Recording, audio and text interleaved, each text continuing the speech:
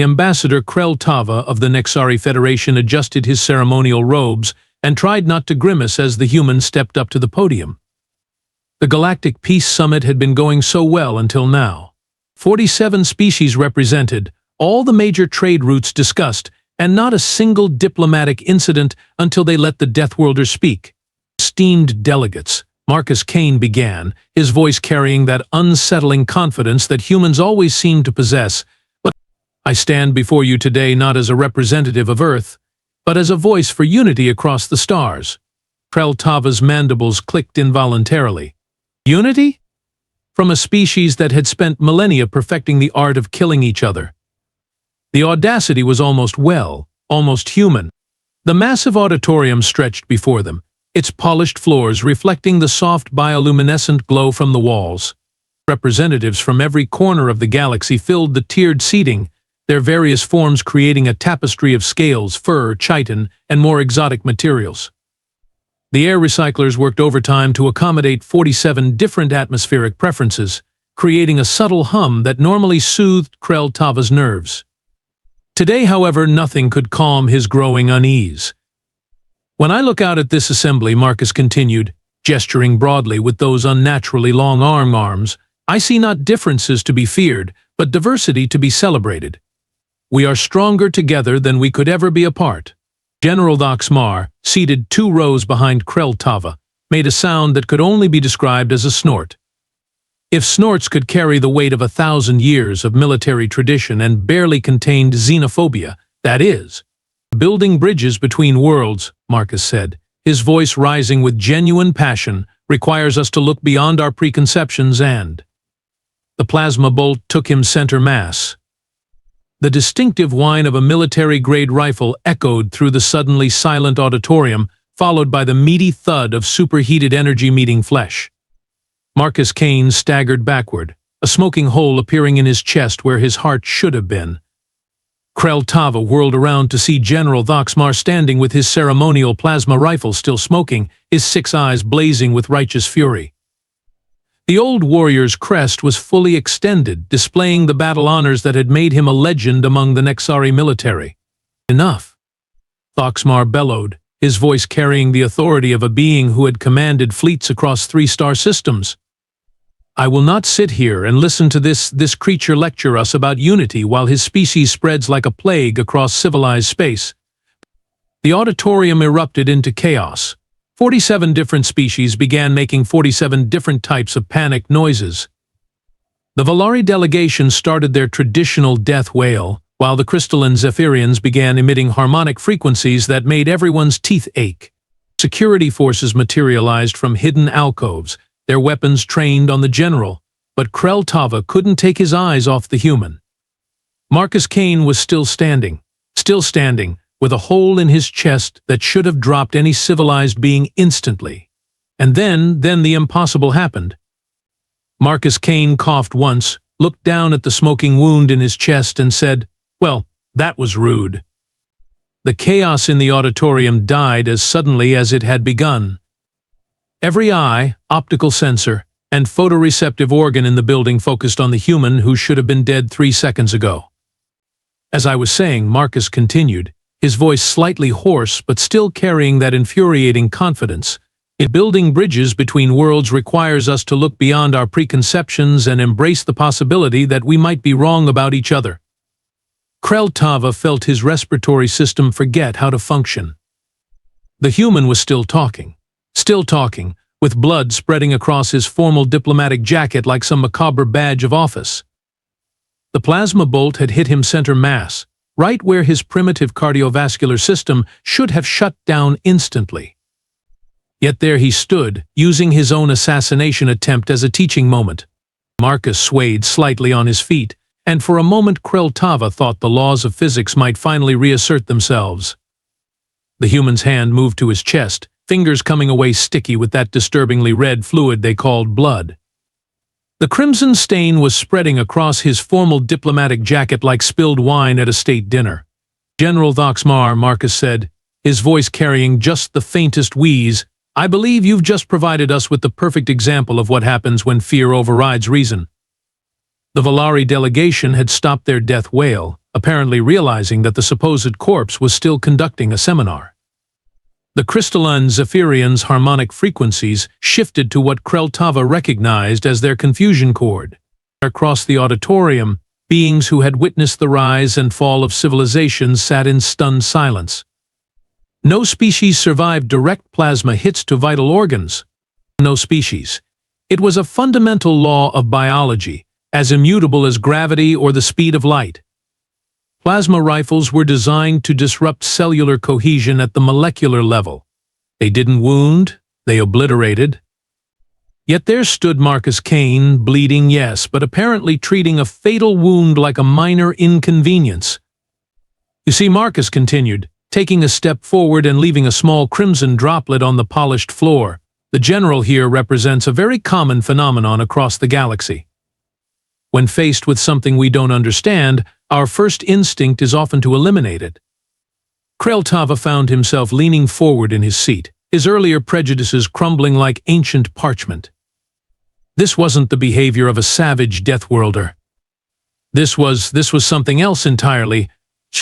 "I'm not angry at you, General," Marcus said, his voice growing stronger despite the wound that should have killed him 3 times over.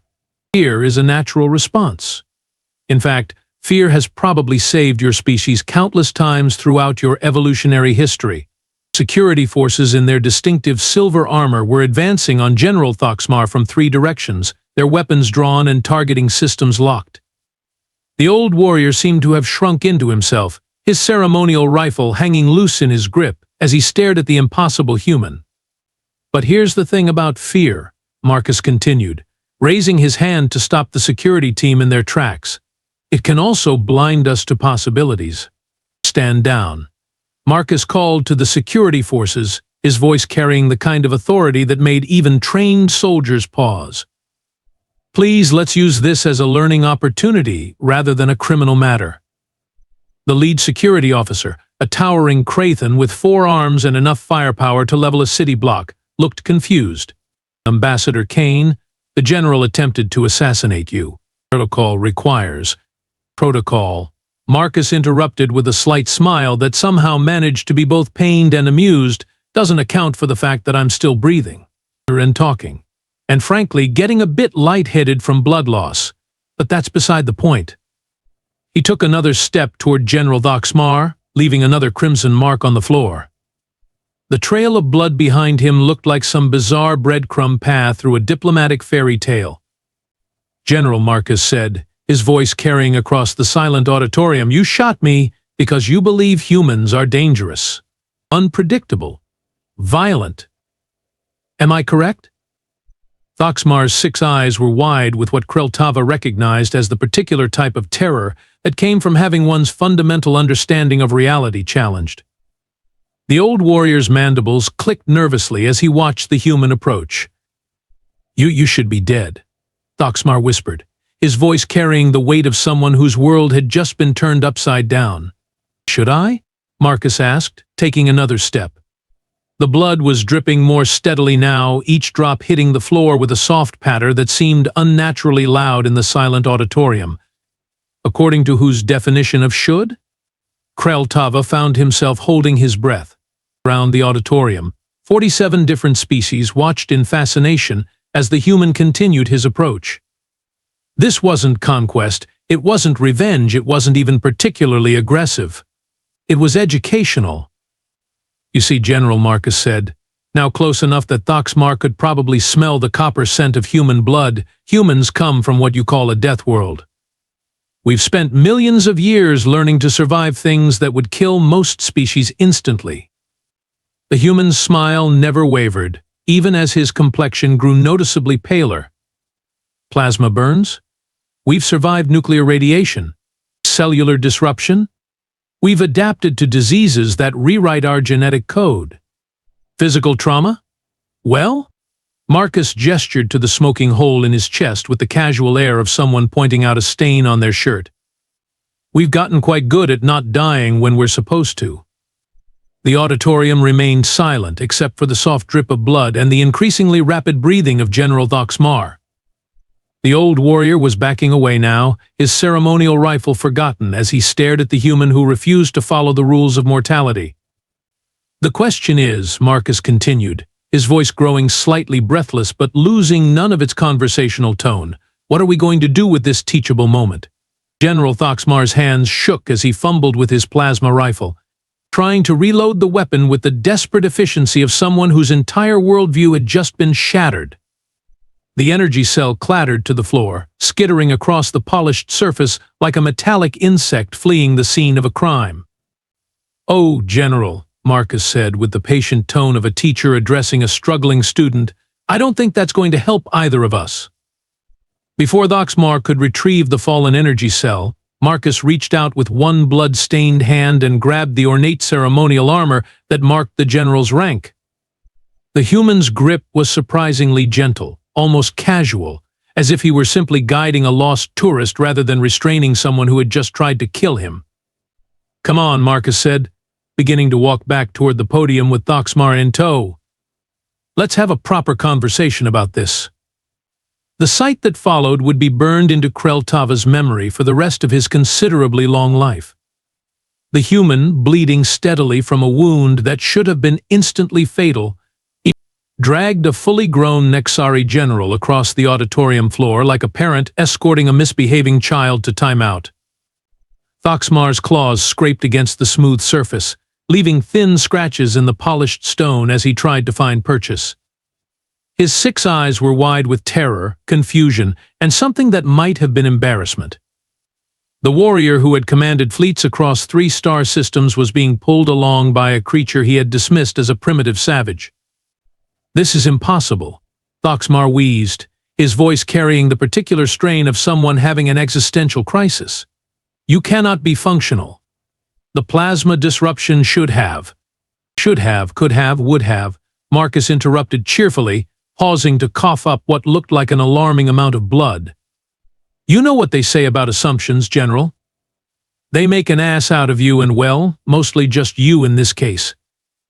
The auditorium watched in stunned silence as the human continued his leisurely march to the podium, leaving a trail of blood droplets and claw marks in his wake. 47 different species, each with their own understanding of biology and warfare, tried to process what they were witnessing.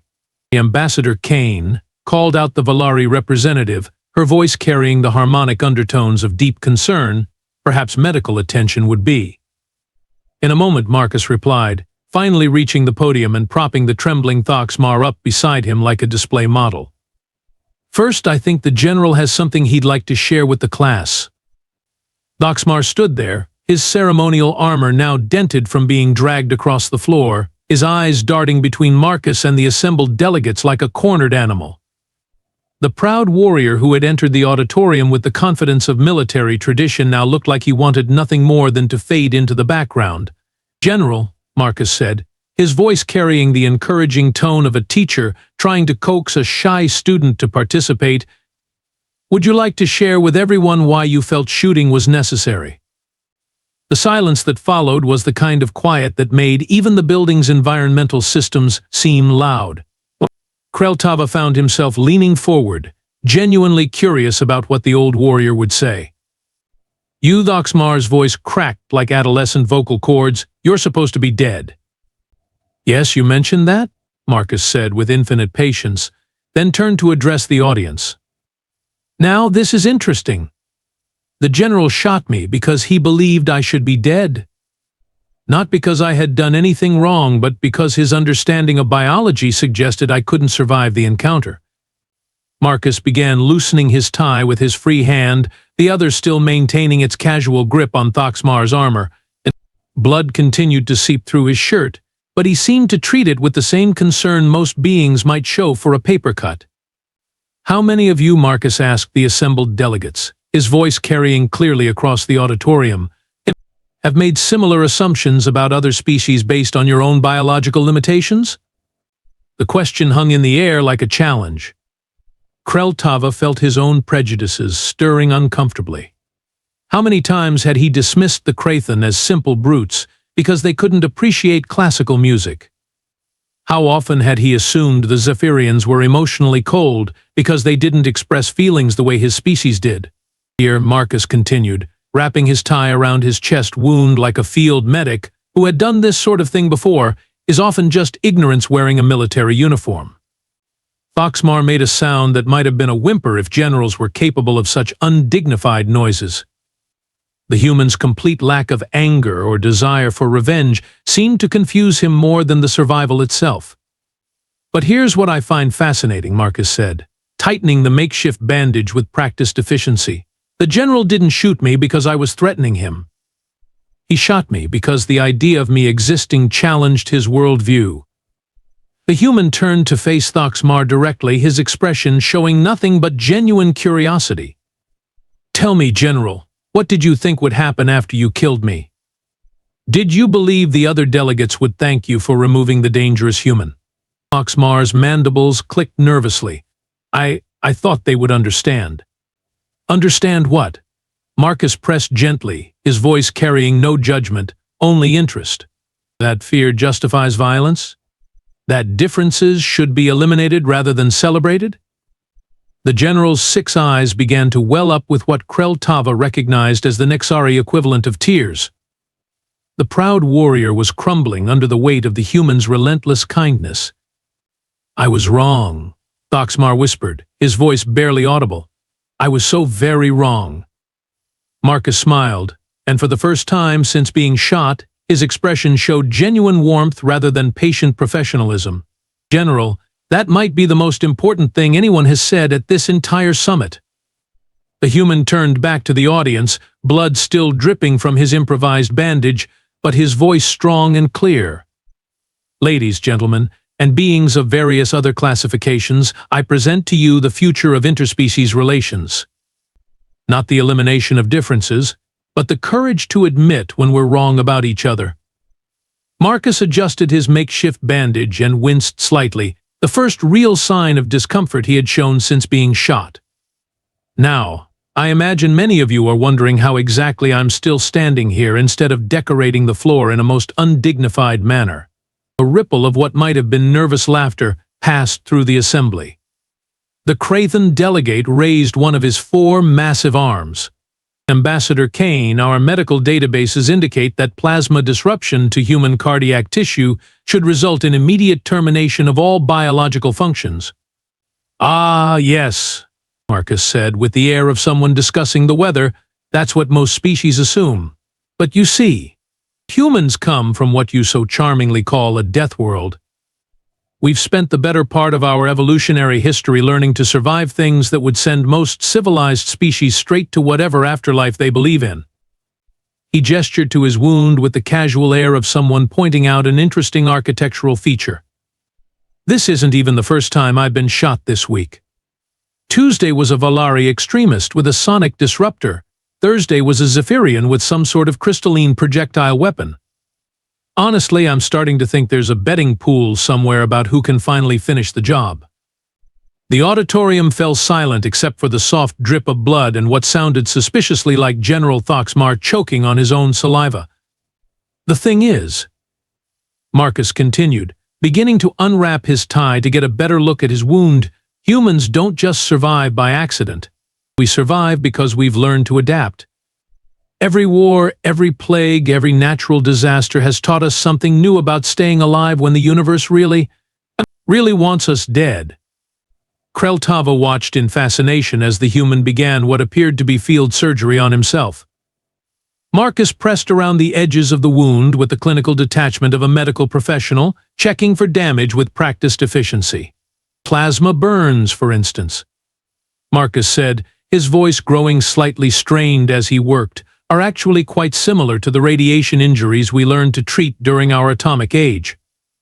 The cellular disruption follows predictable patterns, and human regenerative capabilities are well. Let's just say they're more robust than most species expect. He pulled a small medical kit from his jacket pocket, apparently standard diplomatic equipment for humans. We've had to develop rather advanced trauma medicine, you understand? Constant warfare tends to provide excellent motivation for medical advancement.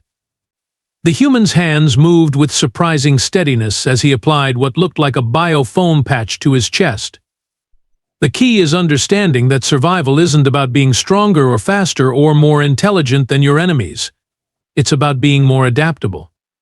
Krell Tava felt something fundamental shift in his understanding. These weren't monsters who had clawed their way out of some primordial nightmare. These were survivors who had faced the worst the universe could offer and chosen to respond with compassion rather than conquest. "You could have destroyed us," Krell Tava said, his voice carrying across the silent auditorium. "Your species could have conquered half the galaxy by now, but instead you're here asking for cooperation." Marcus paused in his medical work and looked up with genuine surprise. "Ambassador Krell Tava, why would we want to conquer anyone? We've spent thousands of years learning that violence only creates more violence. The strongest civilizations are built on cooperation, not domination." General Thox'mar made a sound that started as a wheeze and ended as something much more vulnerable. The old warrior's 6 eyes were streaming with the clear fluid that served as tears for his species, but his entire body shaking with what Krell Tava recognized as profound emotional overload. "I tried to kill you," Thox'mar whispered, his voice breaking like ancient pottery. "I shot you in the chest, and you're helping me understand why I was wrong." Marcus finished applying the biofoam and turned his full attention to the weeping general. "Thox'mar, you acted out of fear. Fear of the unknown, fear of change, fear that humans might be the monsters you'd been told we were. But look around this room." The human gestured to the assembled delegates, many of whom were now leaning forward with expressions of genuine interest, rather than the polite tolerance they had shown earlier. "Do you see conquest? Do you see violence? Do you see the savage Deathworlders you expected?" Marcus asked gently. "Or do you see beings who have learned that survival means helping each other rather than destroying each other?" Thox'mar's tears flowed freely now, his ceremonial armor shaking with the force of his sobs. "I don't understand. I shot you. I tried to murder you in front of the entire galaxy. How can you be kind to me?" Marcus smiled, and for the first time since the shooting began, his expression showed genuine warmth rather than diplomatic professionalism. "Because, General, that's what humans do. We survive, we adapt, and we choose to be better than our worst impulses." The human adjusted his bandage one final time and straightened his shoulders. "Besides, this is hardly the worst thing that's happened to me at a diplomatic function. You should have seen what the Andromedan ambassador did with a ceremonial sword last month." Marcus placed a gentle hand on General Thox'mar's shoulder, steadying the still weeping warrior as he turned to address the auditorium one final time. "Before I conclude, I want to thank General Thox'mar for providing us with such a perfect example of how fear drives us apart, and how understanding can bring us together." The general's tears flowed even harder at this unexpected gratitude, his 6 eyes wide with disbelief at the human's continued kindness. "In light of today's educational demonstration," Marcus continued, his voice carrying despite the slight wheeze that had developed, "I'm pleased to announce the formation of the Interspecies Medical Exchange Program. We'll be sharing human trauma treatment protocols with any species interested in developing more robust emergency medicine." He gestured to his improvised bandage with wry humor. "After all, if we're going to keep having diplomatic incidents like this one, we might as well make sure everyone knows how to patch each other up afterward." The auditorium remained silent for a heartbeat. Then Krell Tava found himself rising from his seat. The Nexari ambassador's own eyes were streaming with tears as he began to applaud, the sound echoing through the massive space like thunder. "By the ancient stars," Krell Tava called out, his voice thick with emotion, "this is what true diplomacy looks like." The standing ovation that followed was unlike anything in the recorded history of galactic politics. 47 different species rose as one, their various forms of applause creating a symphony of appreciation that seemed to shake the very foundations of the auditorium. Claws clicked, tentacles slapped, crystalline beings chimed in harmonious frequencies, modern vocal chords across the evolutionary spectrum joined in what could only be described as universal approval. Marcus stood there, bleeding and bandaged, supporting a sobbing general with one hand while acknowledging the applause with the other. For the first time since being shot, he seemed genuinely moved by the response. "Thank you," he said, his voice barely audible over the continued applause. "Now, if you'll excuse me, I should probably see a doctor. I'm starting to feel a bit lightheaded, and I suspect that's not just from the excitement of successful diplomacy." The human helped General Thox'mar to a nearby seat, patted him gently on the shoulder, and then promptly sat down himself with the careful movements of someone who had just remembered they were supposed to be critically injured. As the applause finally died down and the various delegations began to disperse, Kreltava found himself approaching the human ambassador. Marcus looked up with interest, though his complexion had definitely taken on a rather alarming pale quality. "Ambassador Kane," Kreltava said, his voice still thick with emotion, "I would very much like to learn more about human resilience and compassion. Perhaps we could arrange a more formal cultural exchange." Marcus grinned, and despite the blood loss and obvious exhaustion, his smile was genuinely warm. "I'd be delighted, Ambassador. But let's do it over coffee next time. I've lost enough blood for one diplomatic summit." The human's eyes sparkled with humor as he added, "Besides, I have a feeling General Thox'mar is going to want to buy me a drink once he stops crying. And after getting shot at a peace summit, I think I've earned at least a decent cup of coffee and maybe a medal for not bleeding on the carpet." As medical personnel finally arrived to escort the impossibly resilient human to proper treatment, Kreltava found himself smiling for the first time in decades. The galaxy had just witnessed something unprecedented, a species that had turned survival into an art form and chosen to use that art for peace rather than conquest. Perhaps there was hope for them all after all.